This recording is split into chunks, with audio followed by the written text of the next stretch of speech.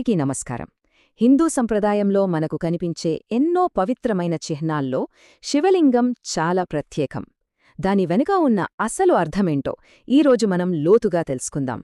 మనం శివాలయానికి వెళ్ళినప్పుడల్లా శివలింగాన్ని చూస్తూనే ఉంటాం. అవును, దర్శనం చేసుకుంటాం, పూజలు చేస్తాం.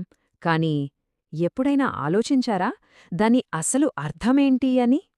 కనిపించే రూపం వెనుక చాలా లోతైన, గూఢమైన అర్థముంది. అదేంటో తెలుసుకుందాం రండి. అసలు ఈ రూపం వెనుక ఉన్న రహస్యమేంటి? ఈ ప్రశ్నతోనే మన అన్వేషణ మొదలవుతుంది.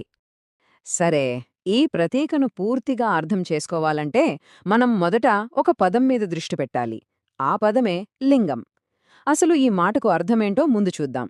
చూడండి, చాలామంది అనుకునేదానికి భిన్నంగా లింగం అనే సంస్కృత పదానికి అసలు అర్థం చిహ్నం లేదా గుర్తు అంతే.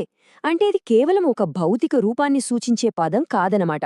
ఒక ఉన్నతమైన భావనకు ఇది ఒక సింబల్, ఒక గుర్తు.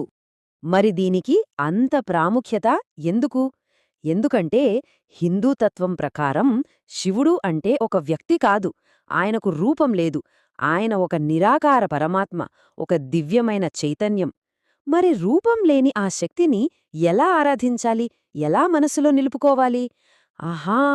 అందుకే ఆ నిరాకార శక్తికి ఒక గుర్తుగా, ఒక చిహ్నంగా ఈ లింగాన్ని మనం పూజిస్తున్నాం. కాని కథ ఇక్కడితో అయిపోలేదండి. మనం చూసే శివలింగం పూర్తి రూపంలో దాని వెనుక ఇంకా శక్తివంతమైన అర్థం దాగి ఉంది. అదేంటో తెలుసా? అదే శివశక్తి ఐక్యత. దీన్ని మనం విడదీసి చూద్దాం. ముందుగా మనకు కనిపించే ఆ పైభాగం అంటే లింగం, అది పురుషతత్వానికి ప్రతీకైన శివుణ్ణి సూచిస్తుంది. ఎలాంటి మార్పులేని శాశ్వతమైన ఆ దివ్య చైతన్యానికి అదొక గుర్తు. ఇక దాని కింద ఉండే ఆధారం, దాన్ని యోనిపీఠం అంటారు. మరి అది దేనికి ప్రతీక?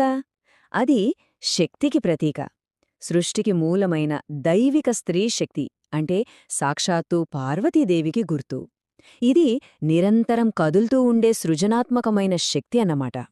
ఇక్కడే అసలు అద్భుతం దాగి ఉంది. ఈ రెండూ కలిసినప్పుడే అది శివాశక్తుల ఐక్యతను సూచిస్తుంది. మన హిందూతత్వం ప్రకారం ఈ రెండు మహాశక్తులు కలిసినప్పుడే ఈ సృష్టి అనేది మొదలవుతుంది. సో ఇప్పుడు ఆలోచించండి, శివలింగం అంటే కేవలం ఒక దేవుడి రూపం కాదు, అది ఈ మొత్తం విశ్వం యొక్క సృష్టి రహస్యానికి ఒక గొప్ప ప్రతీక. సరే, ఈ చిహ్నం వెనుక ఇంత లోతైన అర్థముందని మనకు తెలిసింది కదా. మరి ఆచరణలో ఈ లింగరూపాన్ని ఎలా పూజిస్తారు, ఆ పద్ధతులేంటో ఒకసారి చూద్దాం. లింగ పూజా విధానం చూస్తే చాలా సరళంగా కానీ చాలా అర్థవంతంగా ఉంటుంది. పాలు, నీటితో అభిషేకం చేస్తారు. ఇది మనల్ని మనం శుద్ధి చేసుకోవటానికి ప్రతీక. ఇక శివుడికి ఎంతో ఇష్టమైన బిల్వపత్రాలను సమర్పిస్తారు. అది మన భక్తిని తెలియచేస్తుంది. ఆ తర్వాత ఓం నమః శివాయ అనే పంచాక్షరీ మంత్రాన్ని జపిస్తూ ఉంటారు. ఇది మనల్ని ఆ దైవంతో అనుసంధానం చేస్తుంది. మరి ఈ పూజలన్నిటి వెనుక ఉన్న అసలు లక్ష్యమేంటి?